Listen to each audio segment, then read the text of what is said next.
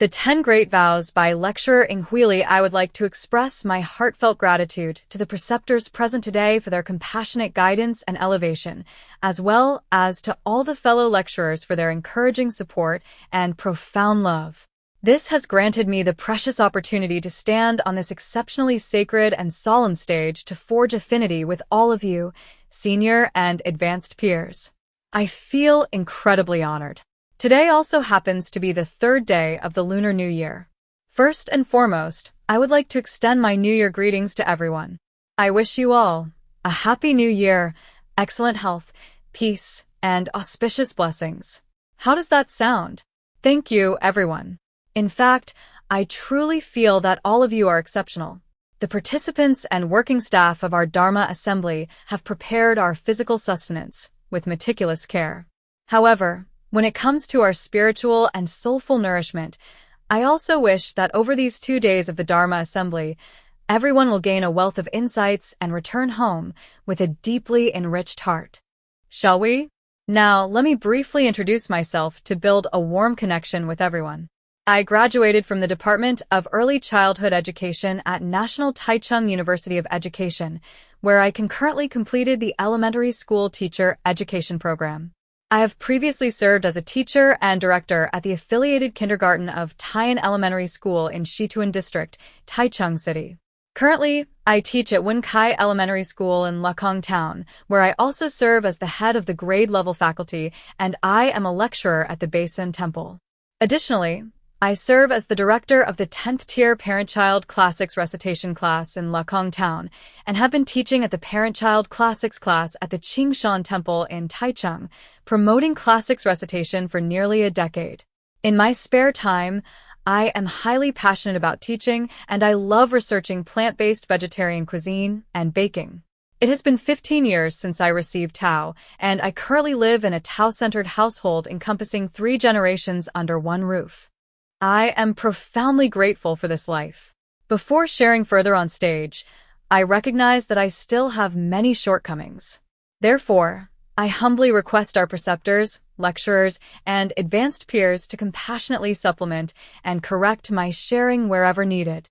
Next, what we're going to discuss today is the power of vows. A vow is the genuine heart we express to heaven when we receive Tao. It is the aspiration we make to God. In truth, as long as we harbor good intentions, speak kind words, do good deeds, and seize opportunities to bring individuals with affinity to receive Tao and guide good people, then our 10 great vows are entirely within our reach to accomplish. Since Buddhas also save only those who have affinity, there are what we call the 3 categories of people the Buddha cannot save. First, those without affinity cannot be saved. Second, those without faith cannot be saved. Third, those without a vow cannot be saved. It is not that the Buddhas are unwilling to save sentient beings, but rather that Buddhas are simply enlightened sentient beings, while sentient beings are Buddhas who are still lost in illusion. Because Buddhas see sentient beings suffering endlessly in the cycle of reincarnation, they cannot bear to witness such torment.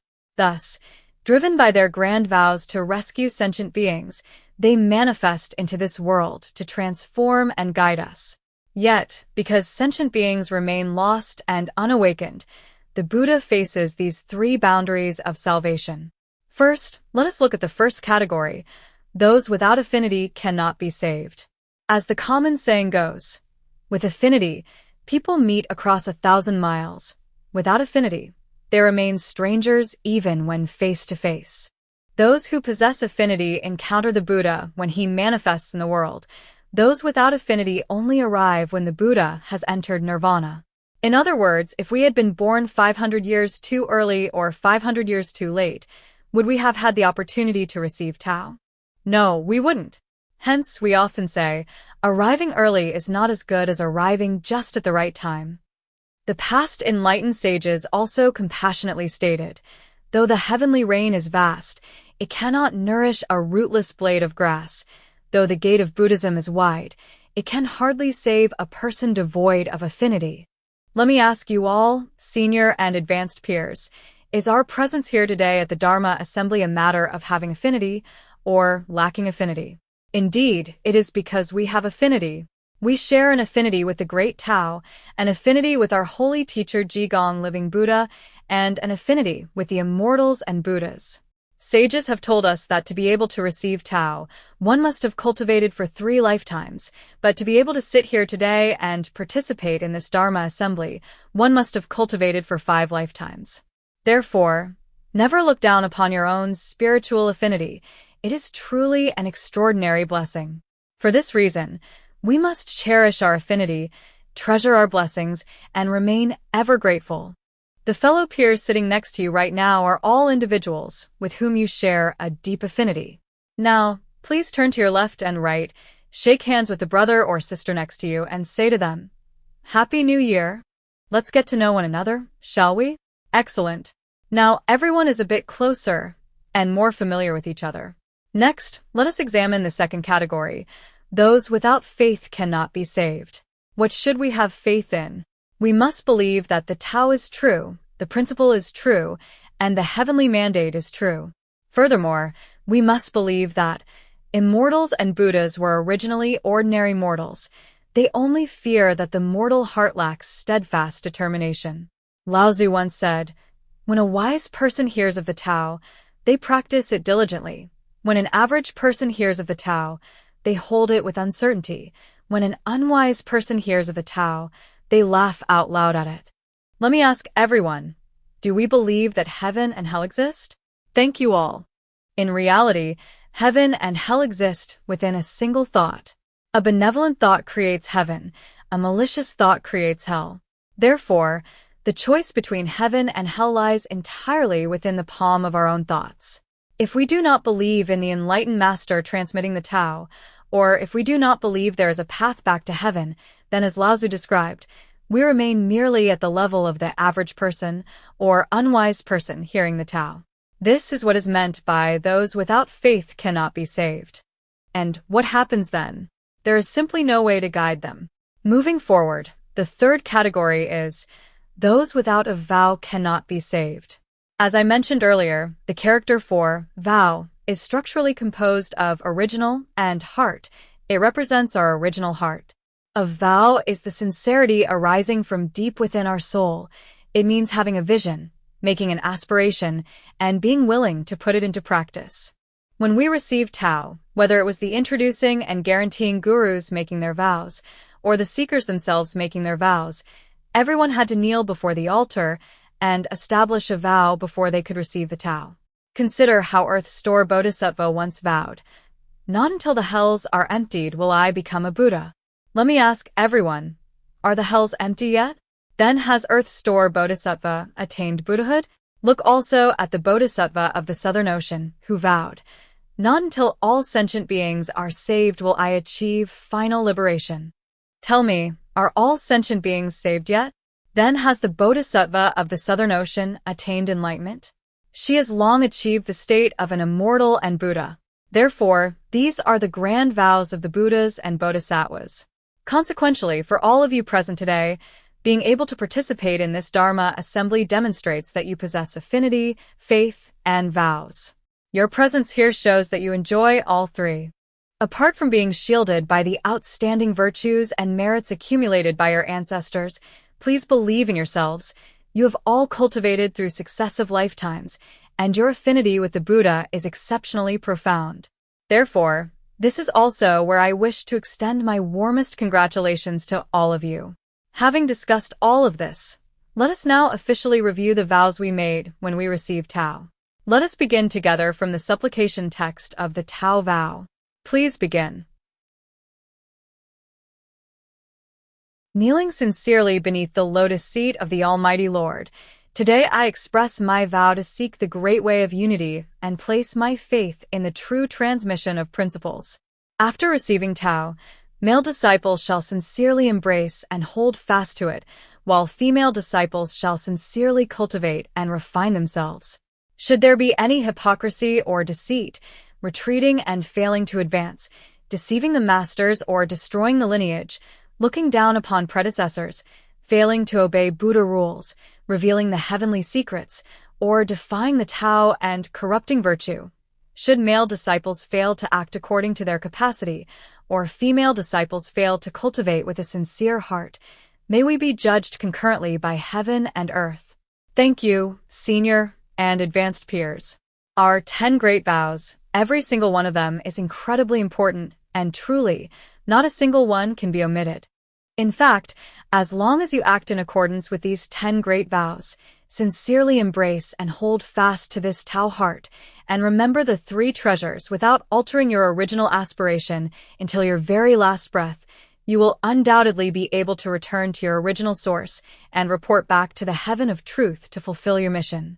Next, based on the 10 great vows, I would like to quickly and concisely share some of my insights from studying them. The first vow, sincerity and steadfastness. The first vow is sincerity and steadfastness. As the common saying goes, where there is sincerity, there is spiritual efficacy. A sincere heart can move heaven. And we also say, with 3 parts of sincerity from humans, heaven assists with 7 parts. This means that as long as we put forth 3 parts of sincere effort, heaven will grant 7 parts of assistance to ensure the matter reaches a state of perfect, 10-fold fulfillment. Shall we keep this in mind? Wonderful. Our holy teacher, Jigong Living Buddha, was even more compassionate.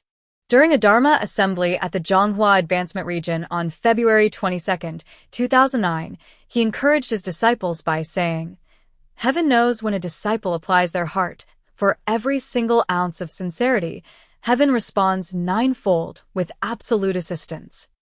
In other words, if a disciple puts forth just 1 part of sincerity, heaven will assist with 9 parts to bring about 10-fold, perfect success. Isn't that even more wonderful?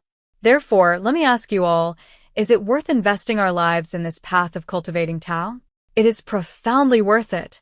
Consequently, in whatever we do, as long as we hold fast to our core purpose and establish clear goals, we can be like Sage Yanhui, achieving a beautiful beginning and a successful end, blessed with perfected wisdom and merit.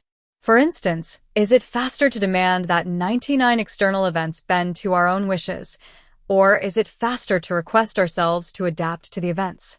Naturally, it is faster to change ourselves, right? Sage Yan Hui held steadfastly to the great way transmitted by Confucius, and through that, he achieved sagehood. So, how should we hold fast? It is by safeguarding the Tao and practicing goodness. To put it simply, do what is good, refrain from what is bad. Is it simple? Thus, it comes down to harbor good intentions, speak kind words, do good deeds, and guide good people. In doing so, we secure our share in attaining Buddhahood and leave a beautiful legacy in the human world. Don't you agree? Thank you, everyone. In the Imperial Mother's 10 admonitions to her children, it is mentioned, "The Almighty Mother does not desire her children's gold, nor does she desire her children's silver. She desires only a single shred of her children's sincere heart." Jigong Living Buddha also compassionately said, "Heaven is right before your eyes. If you do not walk toward it, you will never arrive." Therefore, we must possess a heart of utmost sincerity and must never cultivate Tao merely out of social obligation or to please others. Cultivating Tao is not about looking at people's faces. The great Tao is found directly within our daily lives. Cultivating Tao is not about being a passive spectator in an audience. The second vow, sincere repentance and cultivation. Next, let us look at the second great vow. For male disciples, it is sincere repentance. For female disciples, it is sincere cultivation. The repentance spoken of here means self-reflection, recognizing one's faults and correcting them. Cultivation means cultivating the heart, refining one's nature, and minding one's words and deeds. We often hear the phrase, "Since humans are not sages, who can be entirely free from faults?" To recognize a fault and be able to correct it, no goodness can be greater than this. Therefore, as long as we sincerely repent and truly awaken to our errors, we can lay down all past transgressions and turn around to find the shore of liberation. Let me ask everyone, should we wait until all our bad tempers and habits are completely corrected before we begin to cultivate Tao? Would that be wise? No, it wouldn't. Let me ask you further, which arrives first, tomorrow or impermanence? Just look at the massive earthquake that occurred right before this Chinese New Year's Eve, and you will understand. Worldly events are unpredictable. No one knows when impermanence will strike. Once impermanence arrives, everything in this world comes to a definitive halt.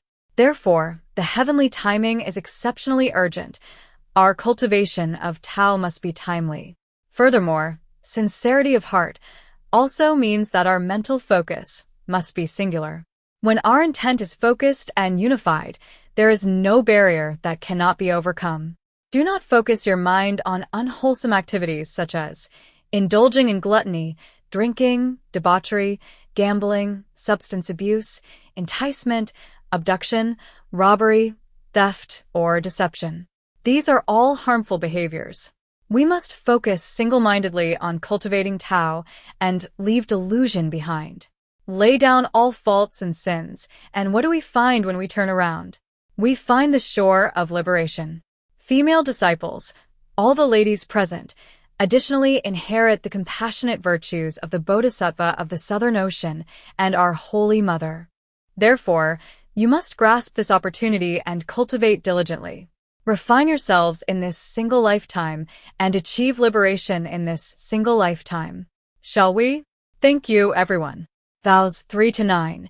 Intentional transgressions to avoid starting from the third great vow. The text begins with the words, should there be. This marks the section that instructs us on what actions we must absolutely avoid. I am certain that everyone sitting here would never commit these errors. 3. Hypocrisy and deceit first. Let us look at hypocrisy and deceit. Hypocrisy means being insincere or untruthful. Untruthfulness is falsity. In reality, our heart is like a mirror. If we treat others with a false heart, let me ask you, can we expect to receive genuine sincerity from them in return? It is very difficult, isn't it? Furthermore, deceit means lacking genuine authenticity. Deceitful intent means casually placating others while violating one's own conscience, acting purely for the sake of keeping up appearances, saying one thing while doing another. Being double-minded like this is certainly not the conduct of a noble character. 4. Retreating and failing to advance. Next, let us examine the fourth great vow, retreating and failing to advance. As the red text on the slide indicates, cultivating Tao is like rowing a boat against the current. If you do not advance, you will inevitably drift back. To retreat and fail to advance happens because one does not recognize the principles clearly and allows human relationships to interfere, thereby practicing Tao merely out of social obligation. Perhaps due to a misunderstanding by others or due to rumors and gossip, a person halts their own steps in cultivating Tao. In truth, doing so means forgetting the ultimate matter of one's own life and death. If you retreat, think for a moment about your ancestors of 9 generations and descendants of 7 generations. The late senior elder once compassionately stated, when one child receives Tao, ancestors of 9 generations and descendants of 7 generations share in the spiritual light. When one child attains realization in Tao, generations of ancestors and descendants achieve ultimate liberation. Therefore, we must realize the true principles and practice authentically, progressing with unremitting diligence to reach higher levels. We must possess the spirit of never ceasing until the final goal is attained. 5. Deceiving the masters and destroying the lineage. Moving to the fifth vow, deceiving the masters and destroying the lineage. Today, we take Holy Teacher Jigong Living Buddha and Holy Mother Yuhui Bodhisattva as our teachers. As the saying goes, a teacher for a single day is a father for a lifetime. What our teacher worries about most is that we might fail to return to the heaven of truth. Since we have received the point of initiation from the enlightened teacher, enabling us to transcend life and death and return to the heavenly realms, such immense grace and virtue can scarcely be repaid even at the cost of our physical lives. Therefore, we must never forget this. Human beings ought to remember the source of the water they drink. When receiving a draught of water, one should repay it with a surging spring. Nowadays, countless religious schools and methods exist across the world. However, the great way that truly allows one to transcend life and death and resolve the cycle of mortality is not found just anywhere. If we carelessly follow just anyone, we risk losing our true self. If one leaves the Great Way because of this, it is equivalent to having one's name erased from the heavenly register, a matter of truly irreversible regret. Hence, we must never violate this vow regarding deceiving the masters and destroying the lineage. Since we have entered the lineage of our holy teacher Jigong Living Buddha, we should faithfully follow our preceptors and introducing guaranteeing gurus, holding tightly to this single golden line of transmission, without confusing the lineage or leaving the sacred space of the Tao organization. Understood? 6. Looking down upon predecessors. Next, let us look at the sixth vow, looking down upon predecessors. As the proverb says, a tree cannot grow without roots, a person cannot walk the path without guidance. The predecessors mentioned here refer to all those who have introduced, guided, and nurtured us. This includes fellow peers who received Tao before us, or whose virtues and wisdom excel beyond our own.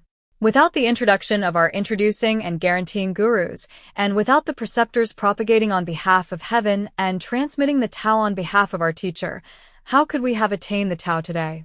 Our teacher also compassionately stated, predecessors labored daily to guide and nurture us, solely to rescue our virtuous nature so it may return to heaven. They fear only that their worthy disciples might sink into the sea of suffering, missing the chance to return together to the glorious lotus land.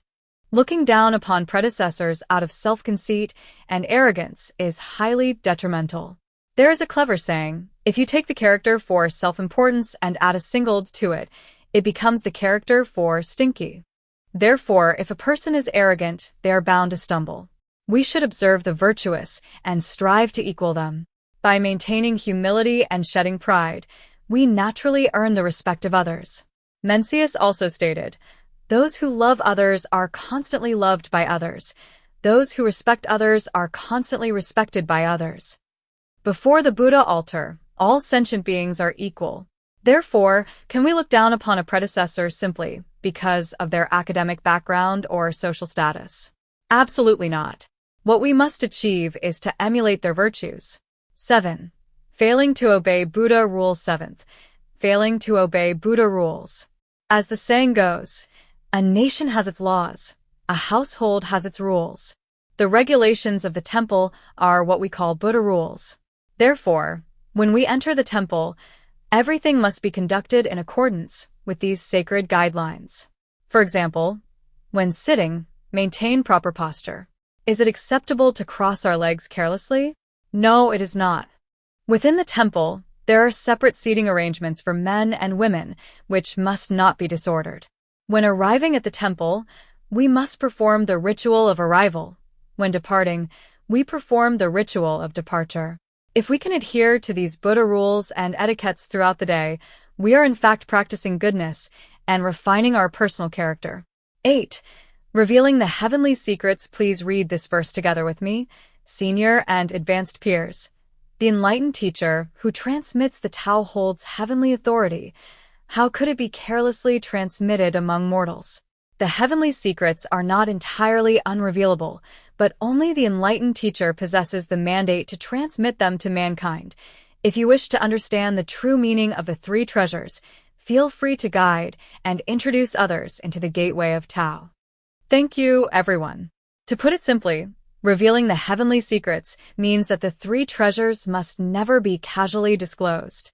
If we feel that the Great Way is wonderful, we should introduce individuals with affinity to come and seek the Tao.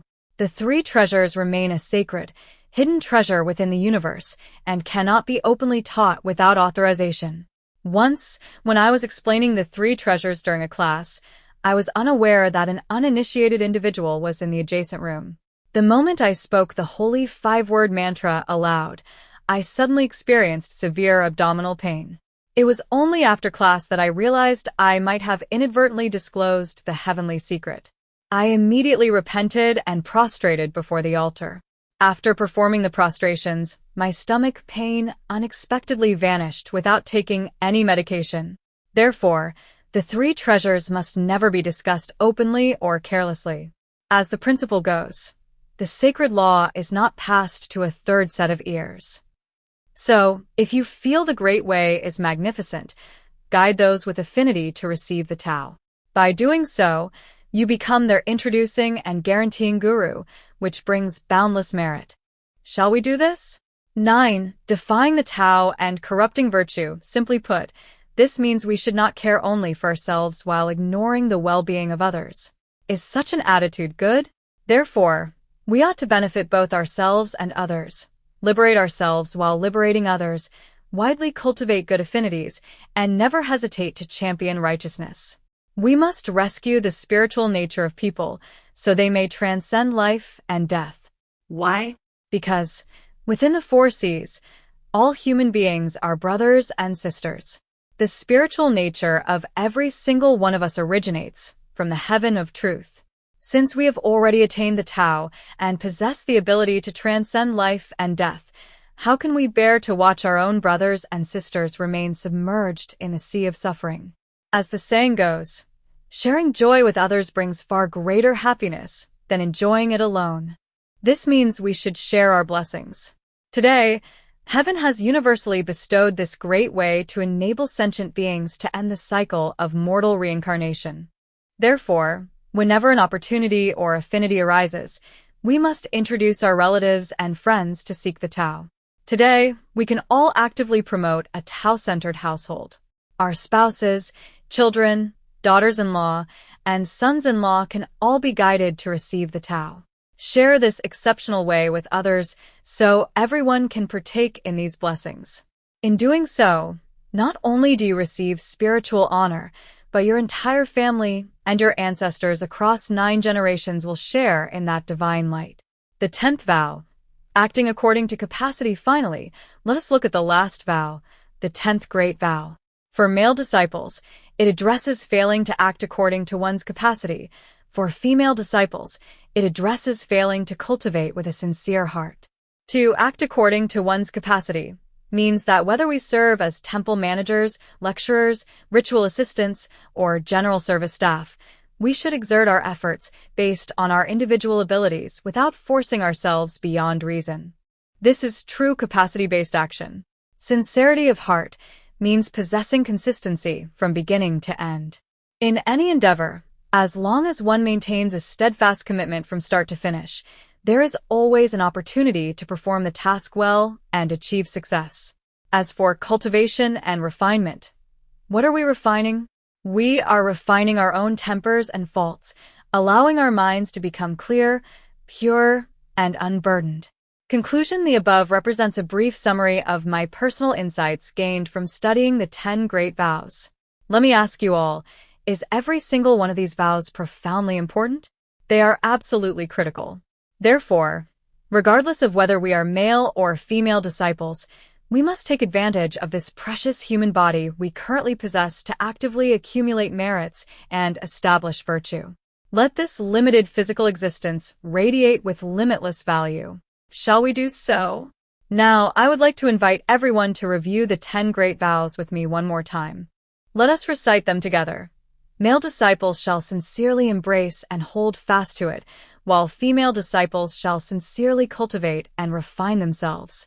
Should there be any hypocrisy or deceit, retreating and failing to advance, deceiving the masters or destroying the lineage, looking down upon predecessors, failing to obey Buddha rules, revealing the heavenly secrets, or defying the Tao and corrupting virtue, should male disciples fail to act according to their capacity, or female disciples fail to cultivate with a sincere heart.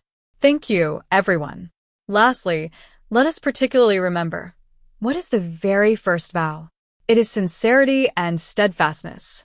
Our holy teacher Jigong Living Buddha compassionately revealed, as long as his disciples can hold fast to this first vow, safeguarding this Tao, protecting this benevolent heart, and maintaining this single thought of pure clarity, then the remaining 9 vows will naturally be accomplished. To conclude our discussion on the 10 great vows, the preceptor reminds us of a highly critical statement during the Tao initiation ritual, which I ask everyone to engrave upon their hearts. If your vows are left unfulfilled, it will be difficult for you to return to your heavenly home. Why is this? Because every single one of us is originally a bodhisattva of heaven who came to this world riding upon the power of a vow. Therefore, never forget your own vows and never forget your sacred mission. Next, let us respectfully read aloud the compassionate discourse of our holy teacher Jigong Living Buddha. Please begin. You must thoroughly review the 10 great vows, commit them to memory, understand their profound meanings, and moreover, put them into practice. Do not pass your days in a daze. Cultivate yourself to save others. Discipline your conduct and manage your mind. Widely guide those with affinity, and do not seek only your own individual goodness. I hope that from this day forward, everyone will surely act in accordance with their vows, remaining consistent from beginning to end, to repay the divine grace and fulfill their sacred aspirations. Thank you, everyone. What our teacher truly worries about is that we might establish vows but fail to fulfill them. For it is easy to make a vow, but challenging to carry it through, and if our vows remain unfulfilled, it will be difficult to return to our heavenly home. Therefore, it is my sincere hope that everyone can act according to their respective vows, remaining steadfast from start to finish, and bringing their vows to a beautiful fulfillment. Only then can we smoothly return to the heaven of truth in the future.